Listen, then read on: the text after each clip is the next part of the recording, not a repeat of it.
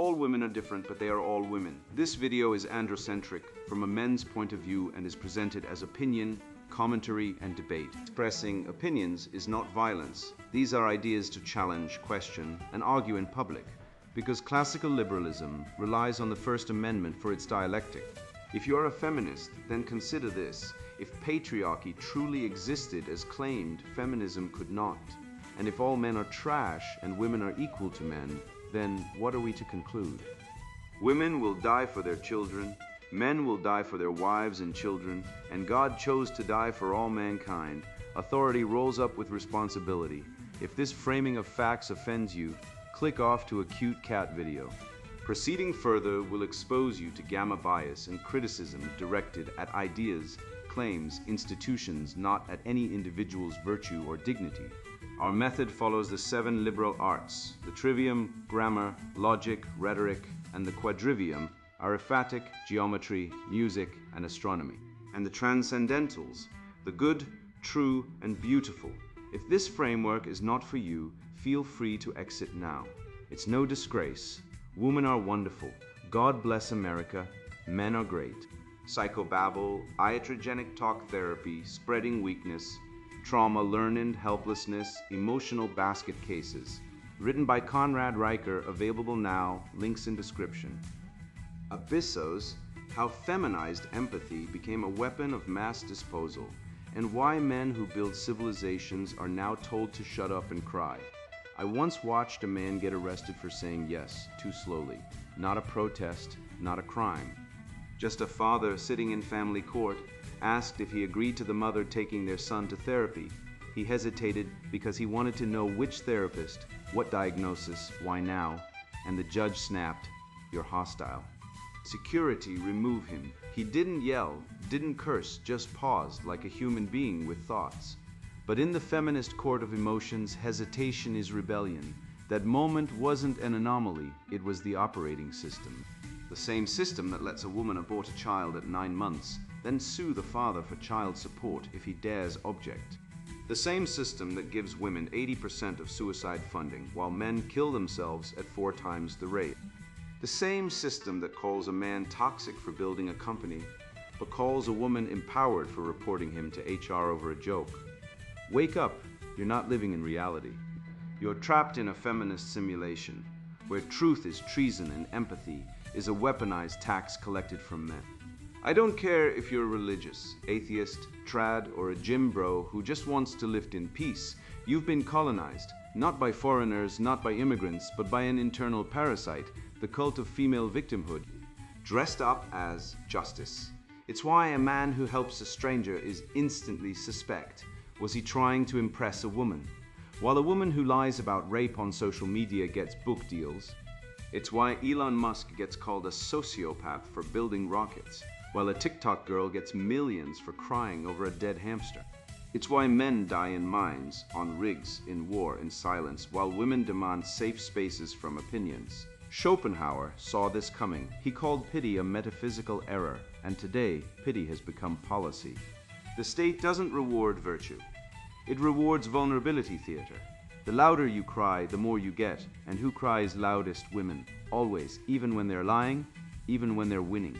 Even when they've cuckolded you, divorced you, and taken your kids, they're the victims. And you're the oppressor. Just for existing, just for being male, just for not collapsing into a weeping heap when told to. This book isn't therapy. It's surgery, no platitudes, no self-care, no talk to someone. We're cutting out the rot. We're exposing the Frankfurt School's death grip on your mind, the feminist hijacking of empathy, the leftist war on progress, all built on a foundation of evolutionary lies about women being nurturing, peaceful, morally superior, bullshit. Women are nature's most effective liars. They have to be. Their survival strategy is manipulation, not strength. That's why they invented guilt, not gears. Why they run the humanities, not the hard sciences. Why they dominate victim hierarchies while men die in silence. But here's the red pill. None of it is real. The matrix runs on your belief in it. Stop feeding it. Stop caring what women think. Stop begging for approval from a system designed to grind you into dust. The future isn't woke.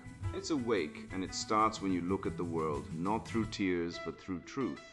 Abyssos, the feminized void, and the collapse of male purpose. Have you ever been asked, how do you feel about climate change, by a woman at a party, not because she gives a damn about your inner emotional weather, but because she's scanning your compliance like a barcode at Walmart? That question isn't about climate, it's a loyalty oath. It's empathy hijacked by gynocentrism, repackaged as moral sophistication. I used to fall for it. I'd launch into a nuanced monologue about carbon sinks and the tragedy of the commons, only to realize later she wasn't listening, she was grading me. Was I sufficiently soft? Did I cry on cue? Could I be weaponized as another emotional foot soldier in the feminist crusade against male autonomy? This isn't dialogue, it's interrogation disguised as intimacy. And it's the opening salvo in a war where men are not participants, but raw materials. Let's cut through the psychobabble. Women don't use empathy to understand men, they use it to disarm them. It's the velvet glove over the iron fist of gynocentric control. When a woman asks, how did that make you feel when your father left? She's not mining for psychological insight. She's conducting a stress test on your vulnerability. Pass, and you're rewarded with false intimacy. Fail by showing strength, logic, or indifference, and you're dumped like yesterday's trash. This is not compassion. This is emotional blackmail with a PhD in gender studies. Schopenhauer saw this coming a mile off. Compassion is metaphysical error. Why? Because when empathy becomes the supreme moral value, it inverts the natural order. Strength is pathologized. Reason is dismissed as toxic.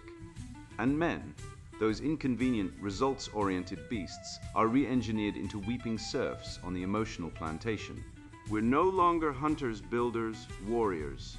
We're feelings janitors hired to clean up the psychic mess left by female emotional volatility. Look at Hollywood, the modern cathedral of gynocentric propaganda. In Titanic, Jack dies, so Rose can have a poetic arc. In Me Before You, Will Traynor is euthanized, so Louisa can grow emotionally. Where's the movie where the woman throws herself on the grenade so the man can live? You won't find it, because in the feminist mythos, male death is noble, female death is tragic. Male suffering is a feature, not a bug. And don't even get me started on family court, where a man can pay 70% of household income for 15 years in child support, only to be granted 24 hours of visitation per month. The state doesn't protect fathers, it protects the mother's right to the father's wallet and labor. And when men break under the strain, 80% of suicides are men, 93% of workplace fatalities are men. But try getting a men's health booth at a university wellness fair. Good luck. They're too busy hosting menstrual cup workshops and toxic masculinity healing circles where grown men are told to cry more while their actual problems, debt, disenfranchisement, disconnection are ignored. And let's talk about this grotesque farce called the care economy. It's not an economy, it's a neo-feudal plantation where men are the serfs, tilling emotional soil they don't own. You go to therapy, pour your soul out, and what do you get? You need to be more vulnerable. You're already weeping into a 200-hour therapist's couch. What more do they want? A tear transfusion. Meanwhile, women dominate victim hierarchies like Olympic athletes. They earn more college degrees than men, live 5 years longer, receive 60% lighter sentences for the same crimes, and yet they're portrayed as an oppressed caste. Try telling a feminist that women initiate 70% of divorces or that false domestic violence claims skyrocket during custody battles. She'll call you ableist or patriarchal and change the subject. The truth: women aren't oppressed, they're weaponized. And men are the collateral damage in a culture that worships female fragility while demonizing male strength. I once helped a woman change a flat tire on the highway. She thanked me, smiled, and drove off. 2 weeks later, she accused me of stalking her on social media. I didn't even have her number. That's the gynocentric trap. Men are conditioned to be helpful, only to be punished for it. The Samaritan isn't celebrated, he's arrested. And why? Because in the feminist imagination, all male help is predatory until proven otherwise. This isn't paranoia, it's policy. Police now arrest men for commenting on public posts. Fathers are strip-searched during visitation disputes. Men are presumed guilty of emotional violence for existing near women. And the universities? They're not centers of learning, they're re-education camps for male self-hatred. You want to study engineering, philosophy, history? Too bad. First, you must sit through mandatory privilege seminars where you're told your very biology is a crime against humanity. Meanwhile, female students major in her story and woman's resilience, graduate with zero marketable skills, and then wonder why they can't pay rent, so they blame patriarchy. The incels aren't losers. They're the canaries in the coal mine. They're men who believe the lie that female approval is the ultimate good. And when they couldn't get it, because modern women are hypergamous, shallow, and emotionally unstable, they collapsed. Not because they're defective, but because society told them their worth is measured by a woman's orgasm face. That's not freedom, that's spiritual castration. And the remedy isn't more therapy, more vulnerability, more crying. The remedy is truth. The truth that women are not goddesses, that empathy is not virtue when weaponized, that male strength is not pathology. That civilization was built by men who acted, not by men who felt. The West didn't rise on sensitivity training. It rose on sword, plow, and logic. And if we are to survive this feminized void, this abyssos, we must resurrect the masculine spirit.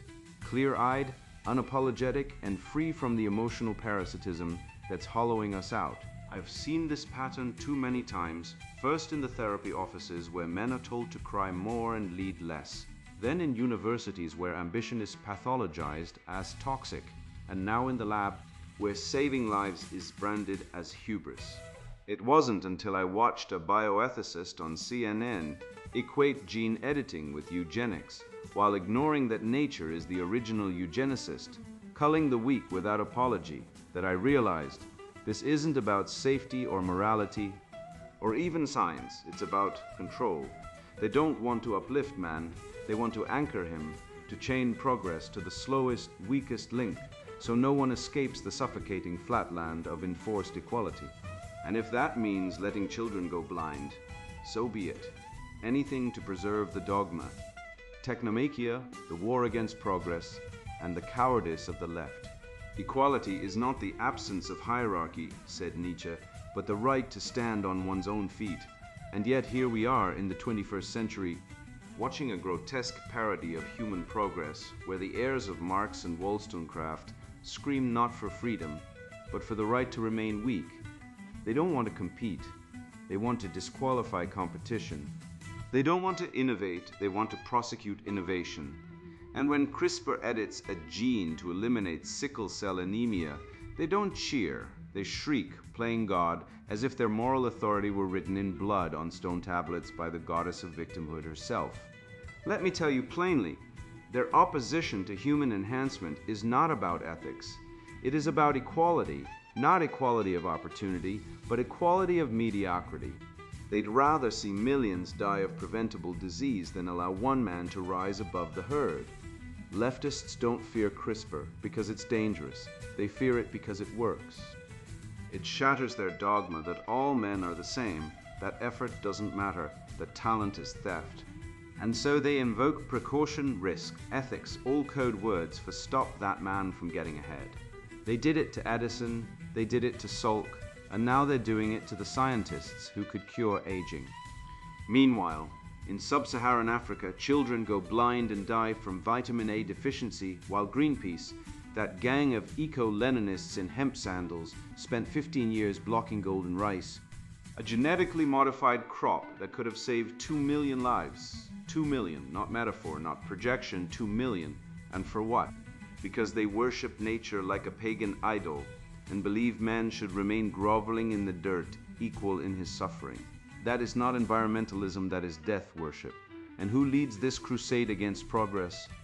Women, not all women, but the ones who hold sway, the ones who run HR departments, write op-eds, dominate psychology, and sit on ethics boards. They resist AI not because it will displace workers. Rubbish. Automation has always generated greater wealth and new paths forward, but because it strips away their main tool, emotional leverage. In the workplace, the woman who weeps when questioned, who turns vulnerability into a tactic, who casts herself as victim to gain favors, she wields influence through emotional pressure. But when AI assesses performance using facts, not theatrics, her authority vanishes. No crying in the data center, no shaming the code. Of course she dreads it. She isn't afraid of losing her job. She fears becoming obsolete.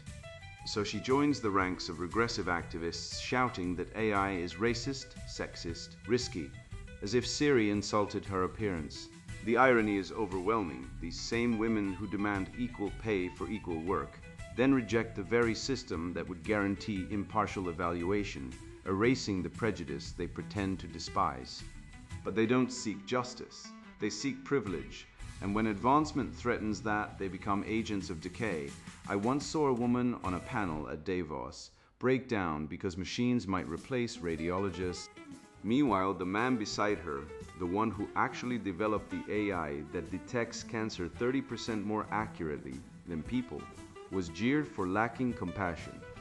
Consider that the innovator saving lives is ridiculed. The performer of grief is honored. That is the topsy-turvy reality we inhabit, where feigning empathy is prized above delivering results. The left doesn't value outcomes, they value stories. And the story goes, man the inventor is threatening, woman the emoter is holy. But let's be honest, the left is not anti-capitalist, they are anti-competence. They don't hate billionaires because of exploitation. They hate them because they succeeded. And when that success is earned, when it comes from building rockets, curing diseases, or coding AI, they spit on it. They call Elon Musk a tech bro, a sociopath, a space cowboy, as if innovation were a crime. But when a female celebrity profits from victim porn on Instagram, they call her empowering. When a man automates a factory and doubles output, he's greedy. When a woman opens a safe space yoga studio funded by taxpayer grants, she's resilient. The double standard is not an oversight, it is the system. The left doesn't oppose technology. They oppose masculine technology. Every leap forward, fire, the wheel, the printing press, flight was made by men who defied the naysayers, most of whom were women screaming about curses, bad spirits, and hubris. The witch trials weren't just about superstition, they were cultural sabotage. Women, envious of male ingenuity, colluded with the church to burn men who challenged the status quo. Today the mechanism is different, but the goal is the same: suppress male excellence. Now, instead of stakes, they use DEI tribunals, ethics reviews, and Twitter mobs. But the cry is the same: stop that man. He's too strong, he's too smart, he's too free. And let's talk about the Frankfurt School, the intellectual godfathers of this rot. Adorno, Horkheimer, Marcuse. They didn't fear fascism, they feared freedom. They feared a world where men could think for themselves, where reason reigned, where progress was inevitable. So they weaponized critical theory to poison education, art, and politics. Their goal? A permanently infantilized populace, dependent on the state, addicted to victimhood, allergic to hierarchy. And their heirs are everywhere: the gender studies professor who claims math is racist, the HR manager who bans toxic productivity, the climate activist who demands we return to the Stone Age. They don't want to solve problems, they want to ritualize suffering. Take climate alarmism. It's not science, it's a religion. Greta Thunberg is not a scientist, she's a priestess. Her sermons, guilt, her sacraments. Sacrifice. Her doctrine: men must atone for toxic innovation, for colonizing nature, for daring to build. But let's be clear, the countries with the cleanest air and water, America, Canada, Germany, are the ones with the most technology, the most industry, the most progress. Meanwhile, the nations with the worst pollution, India, China, Nigeria, are the ones with the weakest tech, the most poverty, the least innovation, yet the left blames the US for carbon sins while praising regimes that stone women for adultery. They oppose SpaceX launching rockets to Mars, wasteful they say, yet celebrate Saudi Arabia for finally allowing women to drive. Finally, after thousands of years, and that's their benchmark of progress. Not curing cancer, not ending hunger, not colonizing space, driving. Because in the leftist mind, female convenience is the highest good and male ambition is the ultimate sin. They would rather see humanity die on a sustainable rock than risk a man flying too close to the sun. Icarus wasn't a cautionary tale, he was a pioneer, and we should be building wings, not graveyards. When I was 23, I sat in a therapist's office, paid for by my parents, because that's what civilized people used to do for their sons, only to be told that my anger was toxic because I didn't cry when my girlfriend cheated on me with my best friend. She laughed, he lied, and I didn't weep. Instead, I trained. I lifted weights, studied Nietzsche, and learned how to throw a proper right hook. The therapist called it repression. I called it not being a puppet in the emotional circus of women and their enablers. That day, I walked out and never paid for therapy again, because real men don't trade their dignity for a seat in the victim's confessional booth. And yet, the Duluth model, the feminist dogma that domestic violence is exclusively a male-perpetrated crime, still poisons police departments across America. In Minnesota, a man named Robert was arrested while holding a police report after his wife broke his jaw with a baseball bat. Why? Because she shed tears, he didn't. And in the Church of Female Suffering, tears are holy water, and silence is blasphemy. The Duluth model isn't policy, it's religious doctrine masquerading as science, built by Ellen Pence and her feminist acolytes, who believe men are born guilty and women are born victims. It's been adopted by governments, courts, and NGOs worldwide, and it has one core tenet: the man is always the abuser. Never mind the data. Never mind the man whose ribs are broken by a jealous woman. Never mind the father denied access to his children because his ex-wife said he looked at her funny. The Duluth model doesn't care about truth. It cares about power, and the power is in the tears. Hierarchy of victims, the lie that men must suffer in silence. When I was 23, I sat in a therapist's office, paid for by my parents, because that's what civilized people used to do for their sons, only to be told that my anger was toxic because I didn't cry when my girlfriend cheated on me with my best friend. She laughed, he lied, and I didn't weep. Instead, I trained. I lifted weights, studied Nietzsche, and learned how to throw a proper right hook. The therapist called it repression. I called it not being a puppet in the emotional circus of women and their enablers. That day, I walked out and never paid for therapy again, because real men don't trade their dignity for a seat in the victim's confessional booth. And yet, the Duluth model, the feminist dogma that domestic violence is exclusively a male-perpetrated crime, still poisons police departments across America. In Minnesota, a man named Robert was arrested while holding a police report after his wife broke his jaw with a baseball bat. Why? Because she shed tears, he didn't. And in the Church of Female Suffering, tears are holy water, and silence is blasphemy. The Duluth model isn't policy, it's religious doctrine masquerading as science, built by Ellen Pence and her feminist acolytes, who believe men are born guilty and women are born victims. It's been adopted by governments, courts, and NGOs worldwide, and it has one core tenet: the man is always the abuser. Never mind the data. Never mind the man whose ribs are broken by a jealous woman. Never mind the father denied access to his children because his ex-wife said he looked at her funny. The Duluth model doesn't care about truth. It cares about power, and the power is in the tears. Let's talk numbers, since facts are the kryptonite of feminist fantasy. Men are 3.5 times more likely to die by suicide than women, 38,000 American men annually, most between 45 and 65, often after losing their jobs, their kids, or their self-respect in a family court system that treats them like human ATMs. Yet 80% of suicide prevention funding goes to women's programs. How? Because in the hierarchy of victims, pain is not measured in blood but in identity. A woman who feels unsafe at a tech conference gets a 6-figure grant to study male fragility. A man who jumps off a bridge gets a coroner's report and a 12 funeral wreath from his ex-wife. The state doesn't fund healing, it funds victimhood, and the currency of victimhood is emotion, not evidence. Female tears are law, male silence is treason. Walk into any courtroom and watch. The woman sobs dramatically while accusing her ex of abuse, and the judge's eyes soften. The man sits stoic, clean-shaven, holding documents, proving custody violations, and the judge sees a cold, unfeeling brute. This isn't justice, it's theater. It's the Oprahization of law, where empathy trumps evidence and performance beats principle.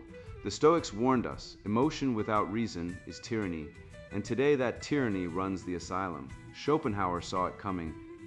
He called pity a disease of the will, a weakness masquerading as virtue. Compassion, he wrote, is the denial of strength. And now, the state runs on compassion, on the monetization of misery. Every government agency, every university, every NGO is a pity processing plant, churning out victim identities like widgets. The more you suffer, the more you earn, grants, attention, influence.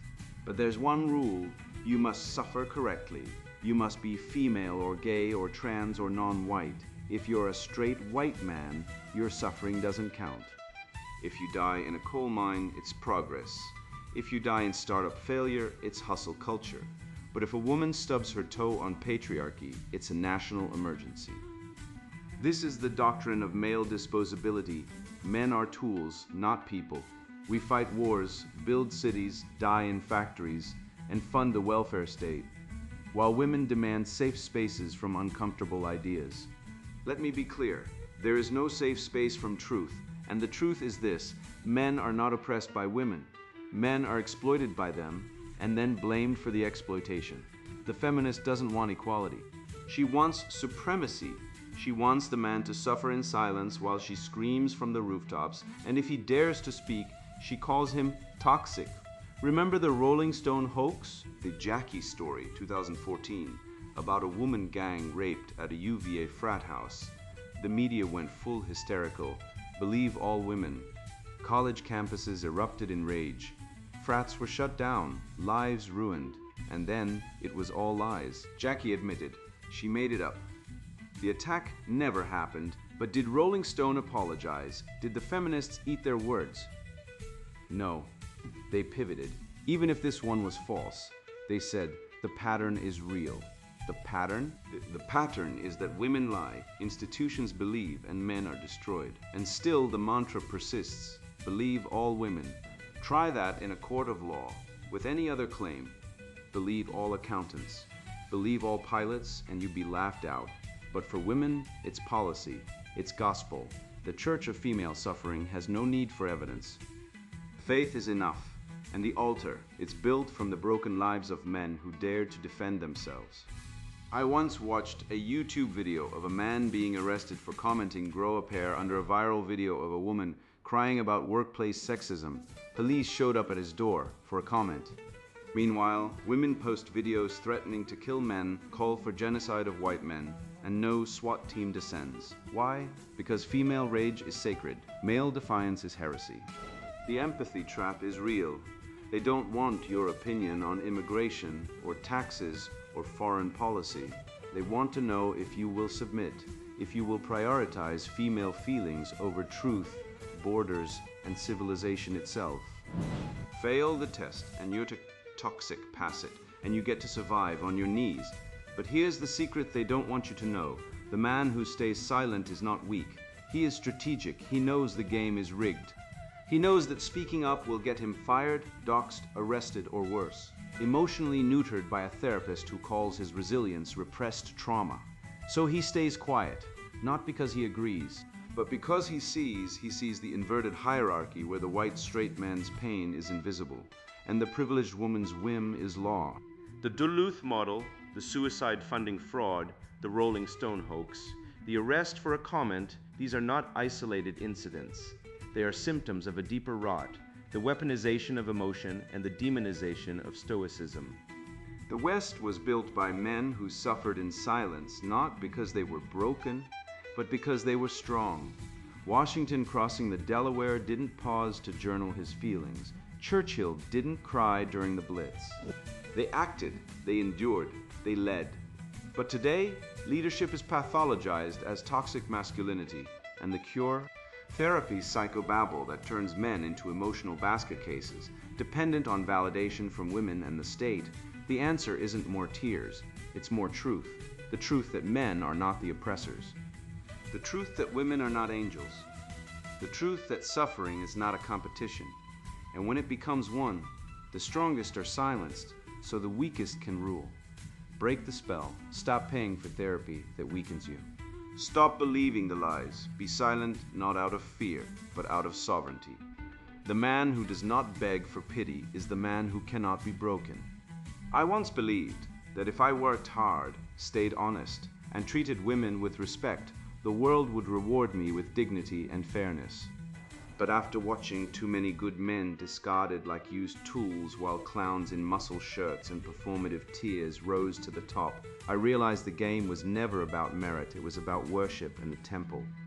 A gynocentric cult where male labor is currency, male silence is obedience, and male suffering is tax deductible so long as it funds the narrative. I stopped playing, I stopped begging for approval. And in that silence, I found something terrifying and beautiful. Freedom, not the freedom to do whatever I want, but the freedom to no longer care what they think. Eretaic revolt reclaiming the heroic male spirit. Women are the gatekeepers of value, Andrew Tate said, and like a thunderclap in a drought, it cracked the facade. Not moral value, no, that's a priest's fiction, but social value, the currency of attention, status, and access, and they hoard it like dragon gold, doling it out to the obedient, the useful, the suckers. I once watched a man educated, decent, hard-working, get divorced after 15 years. His wife left him for a tattooed bartender who called her queen and bought her Starbucks. The court took 70% of his income, gave the house to her, and restricted his access to his kids. He wasn't abusive, he wasn't neglectful, he was replaceable. And that's the rot at the core. Modern society doesn't punish bad men. It punishes expendable men. The system isn't broken, it's working exactly as designed. It extracts male productivity like a parasite, then discards the host the moment a flashier illusion comes along. You think The Matrix is a movie? No. The Matrix is family court in King County, Washington, where 94% of restraining orders are filed by women, yet 60% of domestic violence arrests are of the men who filed them. The Matrix is Title IX offices weaponizing emotional safety to silence male speech, while letting female rage go unchecked. The Matrix is HR departments training men to apologize for existing while women weaponize tears like tactical nukes, and the priests of this cult. The therapists, the diversity consultants, the emotional intelligence gurus, peddling psychobabble as salvation while men die in silence. Suicide rates for men are nearly 4 times higher than for women in the US, and yet every school teaches girls about self-care while boys are medicated for not sitting still. We've medicalized male nature, strength, ambition, stoicism, and called it pathology. The cure, not more therapy, not more vulnerability, but the ancient Greek ideal of excellence, of virtue in action. Not virtue signaling, virtue earning. Sparta didn't build sensitivity workshops. They built an agoge, a brutal, beautiful system of initiation that forged men out of boys, no medals for participation. No trophies for showing up. You either became a warrior or you died in the process. Athens, meanwhile, perfected rhetoric philosophy, art while paying male citizens to attend assembly and debate the meaning of justice. And what happened? Sparta crushed Athens in war. Not forever, but decisively. Because words without force are wind, and today we live in a second Athens, endlessly talking, therapizing, processing, while the world burns. Feminism didn't win by strength, it won by default. Men stopped building. We outsourced fatherhood to the state, education to bureaucracies, morality to feelings. And now we wonder why boys can't fight, why men won't marry, why our sons are on antidepressants by 12. So here's the truth, no one dares say, women don't want equality, they want supremacy. They want control over resources, reproduction, and reputation, while keeping the biological perks of fragility. The average woman lives 5 to 7 years longer than the average man. She's less likely to die violently. She's more likely to be believed in court, and yet she claims victimhood like a crown. The real oppression, male disposability. 97% of workplace deaths are men. 95% of homeless are men. 93% of prison inmates are men. But try saying that and you're labeled toxic. Why? Because the narrative must be preserved. Men are the oppressors, women the oppressed, even when the data screams the opposite. Even when cuckoldry rates hover between 10 to 30% globally, meaning 1 in 4 fathers is raising another man's child, no one demands DNA testing at birth. Why? Because the lie is more useful than the truth. The system runs on deception. Jordan Peterson told you to clean your room, good advice, but don't stop there. Build a new house, then burn the old one down. Start a men's group that doesn't whine about feelings, but trains in calisthenics, logic, marksmanship, and cold exposure. Create a parallel media network, podcasts, schools, courts, where men are presumed innocent, where fatherhood is sacred, where strength is honored, because waiting for permission is slavery. The future belongs to those who create, not those who complain. And let's be clear, the left doesn't fear your anger. They don't fear your guns, they fear your indifference. When men stop caring what women think, when we stop seeking their approval like starving dogs, the entire gynocentric economy collapses. No more alimony, no more false accusations. No more emotional labor demanded like feudal tribute. Just silence, and silence is power. Nietzsche's Übermensch isn't a Nazi fantasy. He's the man who says no to the priest, the therapist, the bureaucrat, the woman who demands you kneel. He creates his own values. He doesn't ask for rights. He takes responsibility. He doesn't seek validation. He radiates presence. And he laughs at the modern cult of emotional intelligence, which is just obedience training wrapped in pseudoscience. Real intelligence? It's seeing the game. It's knowing that a woman who claims men are trash, but dates 3 men a week is not oppressed. She's predatory. It's knowing that a feminist who demands equal pay, but refuses equal conscription is not a reformer. She's a freeloader. The red pill isn't about hating women. It's about seeing them evolutionarily programmed to seek high-status males, discard low-value ones, and manipulate social systems to extract resources. It's not malice, it's biology. And the wise man doesn't rage at nature, he adapts. So stop being a beta orbiter. Stop seeking permission to be strong. The transcendentals, good, true, beautiful, are not gender neutral. They are male. The good is virtue in action, Hector defending Troy. The true is logic and fact, Archimedes in his bath. The beautiful is the human form in proportion, Michelangelo's David. These are not accidents. They are the fruits of masculine spirit. And they've been buried under centuries of feminized rot, of therapy speak, of victim Olympics, of the lie that everyone is equal. They're not. Some men are better, some are stronger, some are wiser. And that's not oppression, it's arete. The heroic male spirit isn't dead. It's sleeping. Wake it, train it, live it. Because when men reclaim excellence as their birthright, the spell breaks. The matrix flickers. And the future, our future begins. You think the world needs saving. It doesn't. You do. And not from climate change or capitalism or the patriarchy. Those are symptoms, not the disease. The disease is you believing that your worth is measured by whether a woman smiles at you, whether a diversity officer nods approvingly, or whether Twitter calls you kind for nodding along when they demand you feel guilty for being born male. Let me be clear. The average woman has sex with 7.2 partners before settling down 7.2. And yet she'll look you in the eye and tell you you're the one with commitment issues. She'll abort 3 children, blame society, then demand you pay child support for the 4th. She'll cry in court and get full custody while you're banned from seeing your kids for saying Happy Father's Day in a text. And the state rewards this. 80% of suicide funding goes to women, even though men kill themselves at 3.5 times the rate. That's not compassion. That's organized theft of dignity. I don't care if you're religious or not, but let's be honest, if God were a woman, he'd have canceled creation after the first rainy Tuesday. Women don't build civilizations, they consume them. They didn't invent fire, the wheel, or the internet. They didn't storm the beaches of Normandy or cure polio. They complain about the mess men make while living in the houses men built, eating the food men grew, using the phones men engineered, Feminism isn't a movement, it's a protection racket, and the left, they're the enforcers. They weaponize empathy like it's a cudgel, asking you how you feel about immigration not because they care about your insight, but because they want to see if you'll betray your people to win a participation trophy in their moral theater. Real empathy?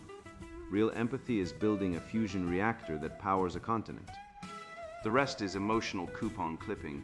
You've been told to check your privilege your whole life. Fine, let's check hers.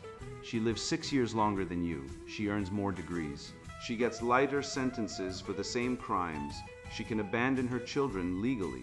She can accuse you of rape with zero evidence and watch you lose your job, your reputation, your life, and still get praised as brave.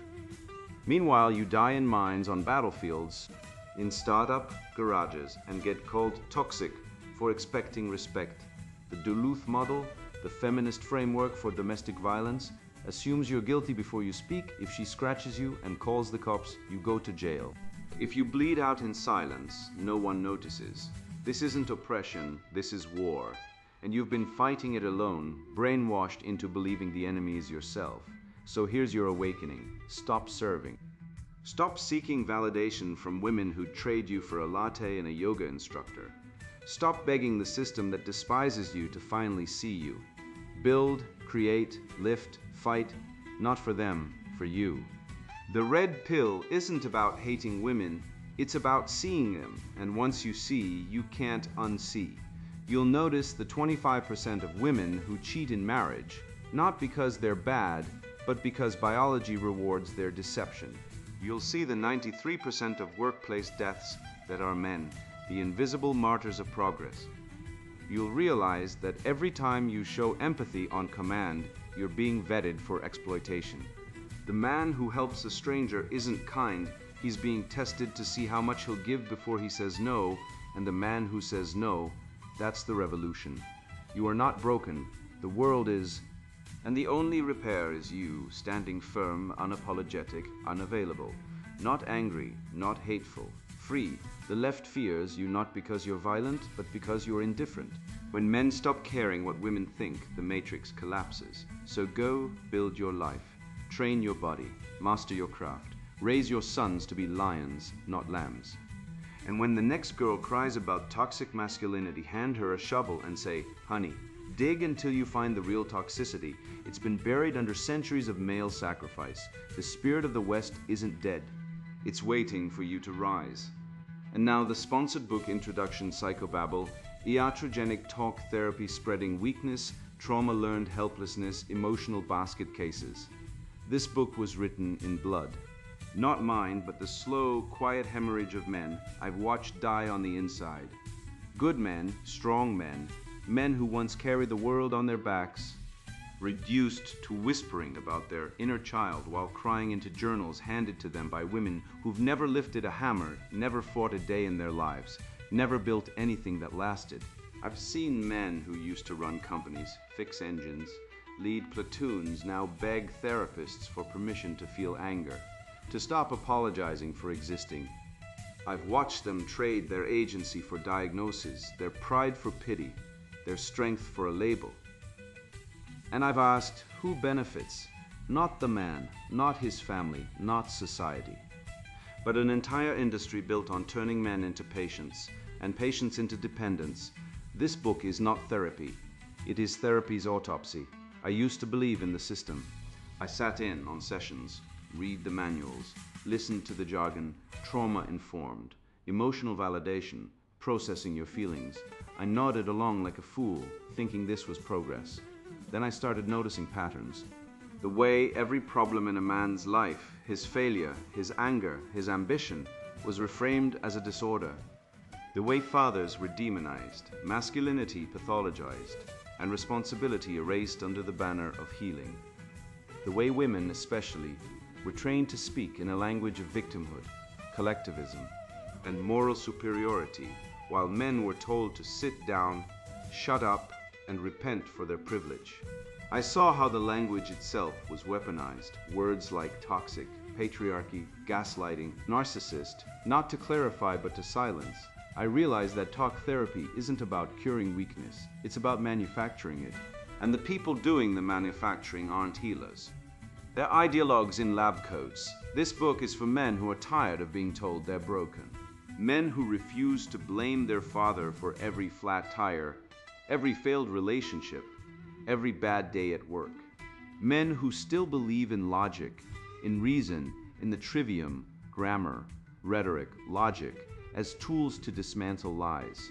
Men who know that the Western canon, the Greeks, the Christians, the Enlightenment thinkers, wasn't built by people who sat around crying about their trauma. It was built by people who faced suffering, mastered themselves, and created something greater than their pain. If you are a man who has ever been called toxic for setting a boundary, abusive for saying no, emotionally stunted for not crying on command, this book is your defense. It will show you how the therapeutic state turns strength into sickness, how emotional rumination is rewarded while action is punished, how the entire mental health industrial complex profits from your weakness. You will learn how the devouring mother archetype operates in therapy, not as a metaphor, but as a living system that infantilizes men and exalts female emotion as the highest truth. You will see how trauma has replaced sin, not to liberate, but to disable, how the confessional mode of therapy mirrors religious indulgences, but without redemption, only endless repetition. You will discover how feminist animus rooted in resentment and collectivist fantasy has colonized psychology and turned it into a weapon against men. You will understand how language itself has been corrupted, how words like care, empathy, and compassion are used to justify control, dependency, and moral superiority. And you will be given the tools, logical, rhetorical, grammatical, to fight back, word by word, sentence by sentence. If you are not this man, if you are someone who believes that men are the problem, that masculinity is a disease, that emotional display is virtue, that victimhood is power, that therapy is salvation, then close this book now. Put it down, go watch a TED Talk, join a support group, write a poem about your feelings. This book is not for you. It will not comfort you. It will not validate you. It will expose you. The ideas here are not safe. They are not inclusive. They are not diverse. They are true, and truth, as you well know, is the most dangerous thing in the world to those who depend on illusion. Psychobabble, iatrogenic talk therapy spreading weakness, trauma learned helplessness, emotional basket cases. Written by Conrad Riker. Buy now, links in description.